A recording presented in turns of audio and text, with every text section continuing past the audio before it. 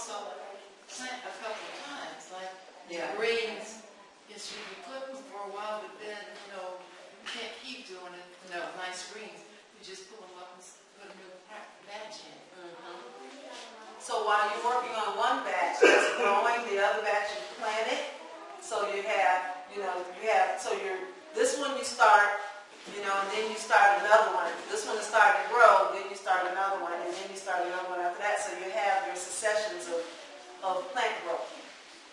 Don't start all of them at one time. Yeah, well, my question was more, not so much because we've got this. We went over this already. I'm sorry, Janetta, can we table that so we can get through the marketing? Yeah. And that's planting, but everybody, that's a session of planting and how to do that. Let's have that conversation. Let's see if we can do that at the end. I definitely want to get through this material, okay, first, and because there's some hands-on things that we have to fill in, because this has to go into your marketing, as your marketing strategy, okay? So, just going over here, there are several different areas. We have identified 9 steps, and I'm not a genius. I pulled these together from best practices. Marketing is not my forte. I know some things about it, but it's not something I majored in college. But these are the best practices from many leading sources that have been pulled together to create this booklet for you guys. Okay? So, a lot of them have it narrowed down to 9 steps. Research your target market, so we talked about that. When you're dealing with your target market, you're going to point out your SWOTs. What is your SWOT again? Your strength, weakness, opportunities, and threats. You need to make sure when you're analyzing who your target market is, what are what are those weaknesses to be able to approach your target market, or what are the weaknesses or the strengths of your target market. So you need to think about those as far as your competitors and your potential partners. Assess your competition, okay? Who is your competition in this? We talked about farmers, other farmers at the markets, right? Okay, what kind of bling bling they got going on, and all kinds of probably gadgets to lure people in, huh? They might have a fishing pole with $1. Ooh, there's $1. Okay. All right, I know that commercial. Anyway, who knows? But we need to find out what they're doing to lure their customers in. Okay, what is their selling point? So know who your target competitors are. Get to know your target customers, okay? So your market and your customers are slightly different. Do y'all know the difference between your target market, and your target customer? Your target market may be the demographics of teenagers. Huh?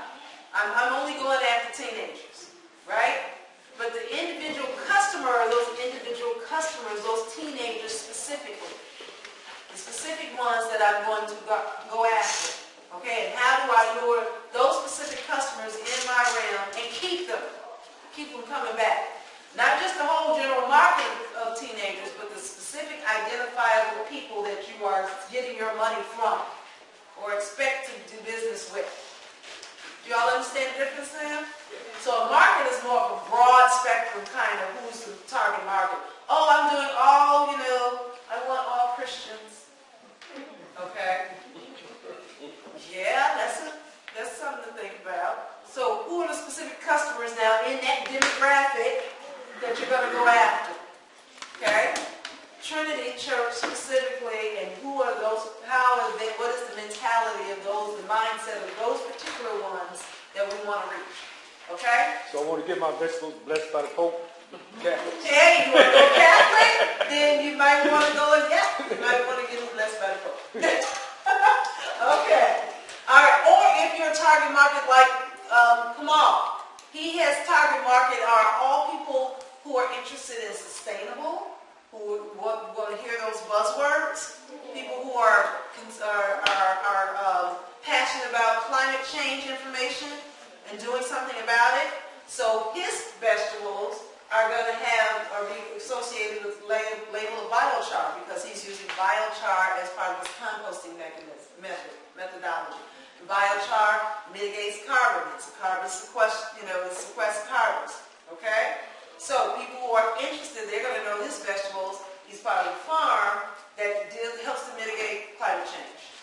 So that's his market. You see, his target market. All right. So who are those specific markets? He's going to go out there and find and research all those people specifically who are interested in that. And that's who he's going to be directing his markets to. Okay? Yeah. They got this thing out now, correctly about if I'm wrong, they got health clubs. Now, all health clubs are looking for healthy food. I'm You sure. go around there and you got, and even if you got a little snack shop that sells the smoothies, Yes. and you got to supply those people. There you Because go. they don't have any vegetables coming there. There you go. So you might want to target market all the people in the fitness area and may have fresh vegetables out, make a deal with the fitness club. So you're outside and you may have fresh vegetables and a Vita blender or whatever, one of those high-end juicers, those bullets, and the juicers that say organic, can't get fresher than this, right out of my field. And you want me to make you some juice on the spot? No problem. Here you go. There's a market for you. Excellent market. I'm saying that's just one example. That's an example, but that's who you need to figure out. Who are you trying to target? Okay? Are you going after just restaurants? Are you going to do direct markets with the restaurants? What do they want to see? They want to see microgreens, a lot of them. They don't have time to do a lot of processing, but they want it fresh. So you have to know who that market is. Mr. Ellison? Yeah, so when you take greens to the market to sell, the first thing that a customer would do would grab the green, leaf by leaf, do this. One green, throw it down. Wash your greens good. That's the takeaway today. Very good. See, now, I've been doing this for years. I can go and pull my greens up. I say, now look, I'm not getting no dirt on these greens. I'm pulling them up, they clean. Because I'm not taking them across the green that's in the basket. And I got to the house. I don't know where that dirt comes from. It just sprung up from nowhere and got on those greens. When I started watching them, I said, I don't believe it. It's careful as I was. Those greens were dirty as they could be. But after watching them, you can wash your greens in two different waters. When you finish washing them, just get a leaf, rub your fingers on it, you find the grease. Now, the best way, I shouldn't tell y'all this, y'all might be trying to cut your secret. The best way is get you some soap suds. But you got to be careful in the soap that you use, because it can have an overlap, whatever how you say it.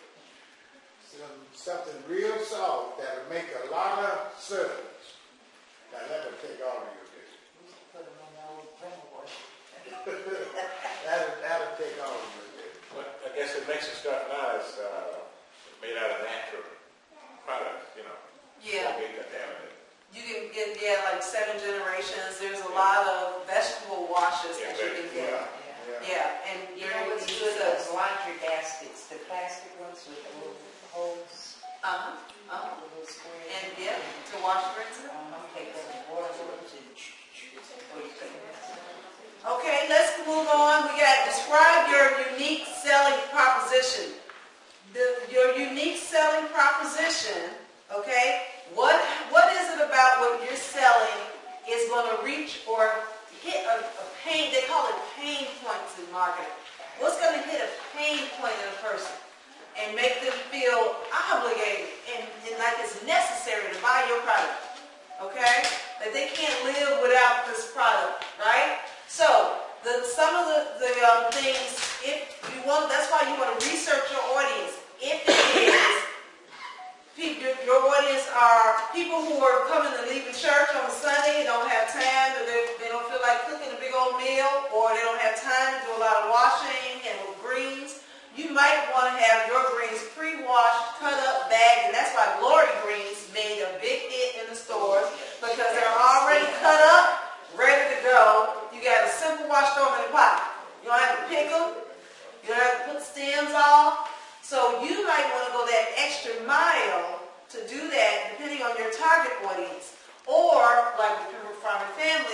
of our first products that we're trying to do are our field peas. So, already bagged up, vacuum sealed, selling that to people. They don't have to shell them. They already go through them in the pot. Okay? So, because some people, what are the complaints of your customers? What will help them? That's what a pain point is. What will help your customers and ease their pain at cooking? And that's why we have so much fast food. My girlfriend, if it ain't something quick that she can throw in the pot, she won't eat it. And unfortunately, that means her menu and her dinner plates all look like processed foods. Because if she has to cook it and cut it, she's not making it. It's not going to happen. What's that? What's that machine that got out of quick oven? Microwave. Oh, microwave? No. That's quick oven. It's a little convection oven. It's on TV all day long. It's some little brown thing. Yeah, something like Oh, that. I seen The it. new wave oven. The new wave oven. Oh, I never seen that. You haven't seen No. New way? They have a way you can put your hand on the top of the plate and it cooks food fast. It does. Oh. That's the Yeah. new wave Well, see- burner. The new wave Yeah, but oven is. a They different have that too. product. They got the new wave oven. Myself, I don't care for it. Well, they have a lot of those. They've reached a pain point. They're trying to satisfy a pain point of someone who does not have time to cook. Fresh food, a lot of people, if the problem is people don't know what it is. Like I went to the store, told the poor boy, he was like, what is this, spinach? I was like, no, it's green onions. Where you been? You know, I'm like, who's your mama? Why do you know what this is? Green onions. I didn't understand it. And trust me, he had no clue what bok choy was. And a lot of people don't. But if that's a problem with selling your product, then that's where demonstrations come in. You might have to make people not used to yellow watermelon. Yellow flesh watermelon is some of the best watermelon you can have. But a lot of people are like, what is that? It's watermelon. So you might have to do a taste test. What are you going to do? You might have to do a taste test. And you have to say, well, if you don't like normal watermelon, here's a watermelon that's very, very sweet. Just try it, okay? But that comes with other consequences too. Now you have to get your sanitation license for sure, your food handling license in order to do any minimal processing. We used to go out there, slice the watermelons and everything, and give everybody for taste tests. You can't just do that now at farmers markets, not without a sanitation license. Well, I usually do my berries in demonstration. But now at a farmer's market, are you handling them? Well, because you're not cutting them. So that's different. As soon as you, minimum processes is cutting. If you cut, you're using a knife that can transfer some bacteria. Therefore, that is different. If the berries are coming off the tree in the bucket, that's not any processing. The minimum, you just washed them. That's fine. But as soon as you start handling and cutting or doing anything like that, you're actually going into processing. Peddler's license. Peddler's license will allow you to sell on street corners downtown. But I mean, not at the farmer's market. I'm not sure if the peddler's license that they still gonna say they're gonna charge you a fee. Oh, so I don't that's think your you're- license right there. That's your peddler's license, I guess, in the farmer's market, yes. Oh, okay. Yeah, but you can't use that mark, that's only within the grounds of that farmer's market. Right. You won't be able to go anywhere on the street corners. That would be a peddler's license. Okay. Moving a cart around up and down the streets. That's a little bit different. All right, so what is your unique selling proposition? You need to think about that. Then let's look at number 5. Define your market goals. What do you want to do? We said everybody just a minimum of 1,000. We're saying reach 1,000. We're not saying stop there. But make that your lowest amount that you want to try to strive for this summer. Okay, that you actually are able to clear $1,000 net, not even gross, net. Well, if you do gross, that's fine, but you need to be able to recoup and make profit. Okay? Huh? Gross. You want to net 1,000? That's even better. Grossing 1,000, that means that doesn't accommodate for all the stuff, money you took out of your pocket to make it happen. I think it's gonna be a good year. So- I know, but that's your minimum right now. So that's why you're putting things in place, and hopefully you will be able to produce and create and sell more. Okay, are you seeking new prospects? So your goal is, I normally have 10 customers. I want to add 25 more customers this year. And maybe don't make it too lofty. Say if you have 10 customers and you want to add on 5 more customers for your year, or 5 more farmer markets that you think you can literally and logistically make. Then that is part of your goal. So you might have a financial goal. I want to make $10,000. Okay, for the summer, this season. What does that look like? That means I have to put some things in place to make sure I'm making that $10,000 mark. But I also want to make 25 new customers, or farmer markets, or restaurants added to the fold. That's another goal. I want to have, so my customer goals, my financial goals. Maybe you may have a business goal as well. On my farm, I need to make sure I have a goal where I put this particular infrastructure in place. So some of the money may go right back into the infrastructure of your farm. So you need to make sure you have these goals set up into your marketing plan already ready. So think of some of those things. Because some things, marketing may be putting the money back in to buy a bigger banner. Okay? So that's one of your goals. I want to be more visible as a market strategy. A big banner, something tall. Or I might want to have my aprons like Mr. Ellison has that I'm jealous to this day of still because he has one I don't.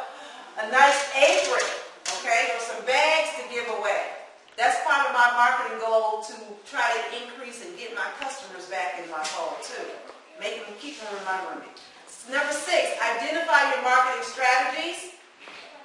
Okay, come up with a list of 3 to 5 key marketing strategies. How are you going to do this? Each strategy should support your marketing goal, drive home your unique selling proposition, and address your target market pain points.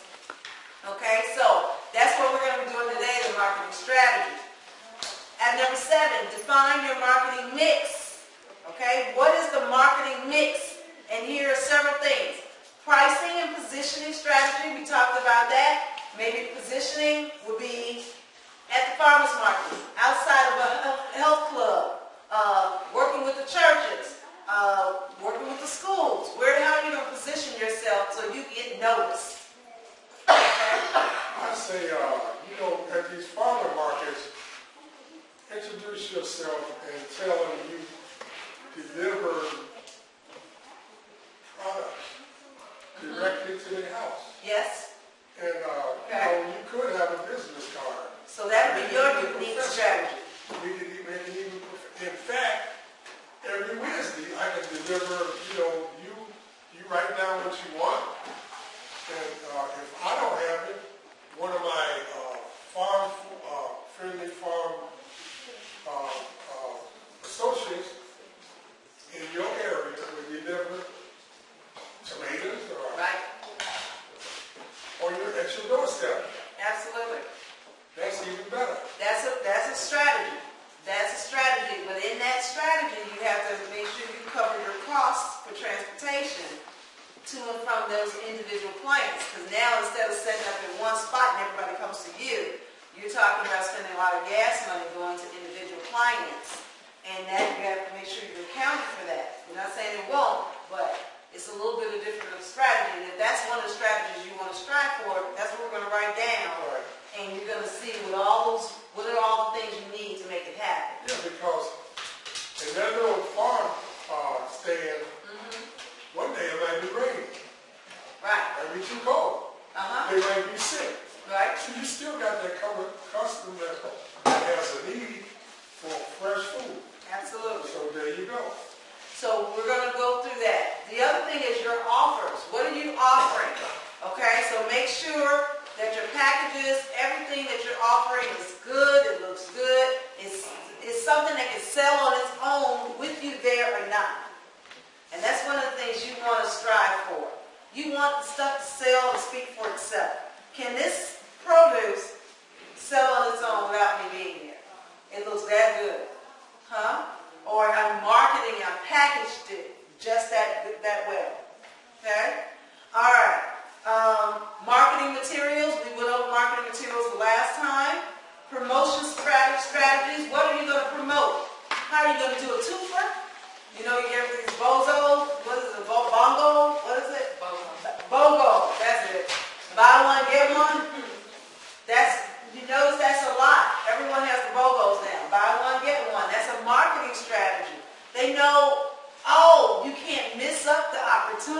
buy two. You knew you didn't need two.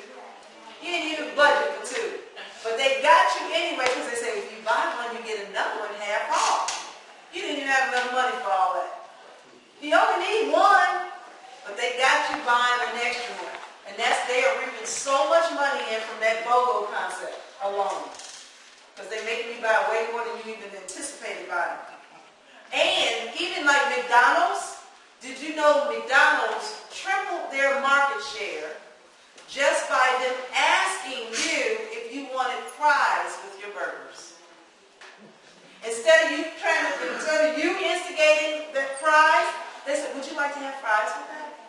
All of a sudden, they quadrupled their market shares because they asked you, they trained their salespeople or the people at the counter to ask you if you wanted fries. And all you're like, oh, yeah, I want a fry. Knowing you never even wanted the fries in the first place. But they put it in your mind to do it, yes. They also introduce you to a new thing or whatever before you can even put an order in. There you go. And you all notice if you run through the fast food places, they have a little computerized, oh, try our so-and-so and so-and-so, blah, blah, blah, blah. Before the person even comes on and says, oh, may I take your order? That's not them. That's a little advertisement. Yes, a little computerized advertisement. And you're thinking, oh, yeah, well, let me try that. They know how to get you. So how are you going to promote what it is that you're trying to sell? Number 10 are other marketing strategies that we're going to get into. Online marketing, and that's with the websites and the social media. When you get your produce selling, utilize that Facebook. Tell all your buddies and friends, I got produce for sale. Come on with it. Come on by my house and get it.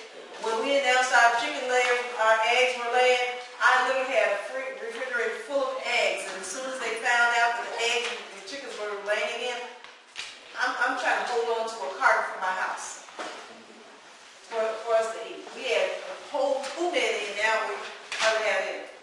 So as soon as they know, they're used to getting things from you, you can start selling out. Okay? There was a question over here? All right. So let's go ahead and go through what we're going to do, and you all see where I'm just going through real quick. Online marketing strategy, conversion strategy. Conversion strategy right here is really important to look at.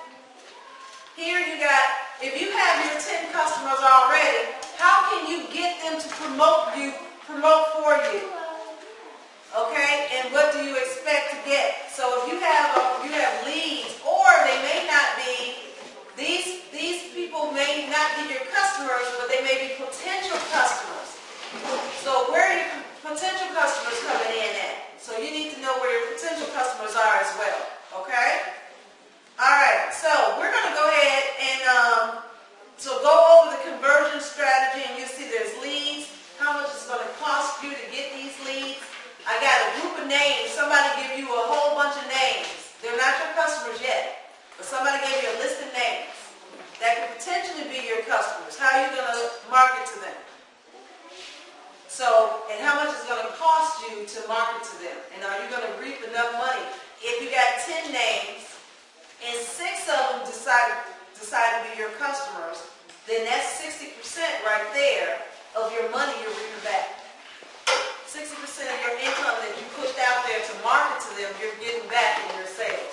You got 60% of those leads. Okay? So leads, conversion rates, average transaction frequencies, all those are very important. On the flip side of that, and this is the last side, and then we're going to take a break, and then we're going to come back and group off into our last hour and go through these marketing strategies, and you're going to help each other to figure out this information. Because we're going to have this in my hand before we leave today. All right, so on page 5, real quick, joint ventures and partnerships. Boots and Saddles is partnering up with Rehoboth.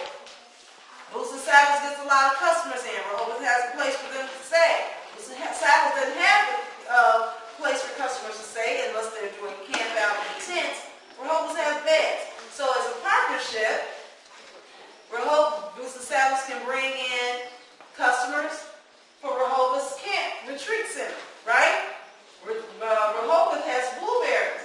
Rehoboth's blueberries can attract customers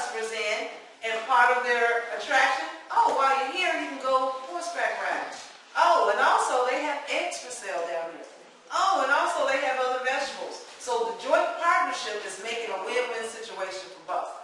So who are going to be, you might find people that you want to partner with that can help to boost your sales and your exposure. Okay? Referral strategies, strategy for increasing those transaction prices, retention strategies, all those. Retention is how you're going to keep your customers.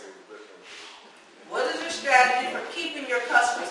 It might be something as simple as calling them up, after 2 weeks and saying, hey, how you doing? How are those greens we sold you? Would you like, are you interested? Is there something else we can do? Can we interest you in buying another kind of green? Have you ever tried mixing your greens? You bought collards. Well, if you like mixed greens, we also have some kale, we have some turnips. Would you be interested in buying those? I'll make sure I have them for you at the market next time. You'd be surprised. Something as simple as that. They'll come back to you. They know you're excited about them. They'll come back and they'll buy whatever you have. I'm telling you, I've seen it so many times. Mr. Ellison is a good one over there. He's being modest. They sell out. People just come in, they only look, they have blinders eyes. Him and Reggie, they be, where are our farmers? We want our farmers. We know they're going to get good quality food, and they have the charm they put on them, And then they just sell out. You can sell it used car. Anything.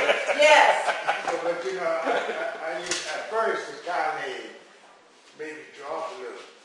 Where's that old man at? Don't worry, see Where's that old man? Where's he down there? There you go. Here they come. Yep. Well, I'm glad to be called that old man. They go, I'm telling you. And at the end of the farmer's market, I know at Seaway specifically, the customers literally are in tears. Because it's the last day of the market. And they go around crying, we want this to continue. And it's just amazing.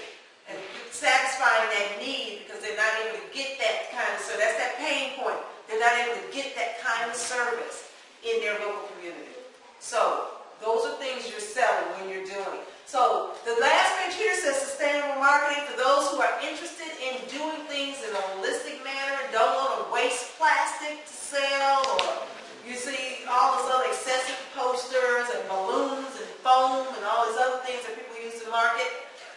On the other side are some other ideas that you can minimize your costs and still get the messages out. And this was done by college students who did this particular one. They do Renegade Sustainable Marketing. So this is your, I want you to take that in a nutshell, and we're going to go through this. So let's go for a 5-minute break to shake off a lot. We had a long break earlier. And this time, so if we can please honor with a 5-minute break, use the bathroom, come back, and we're going to get into group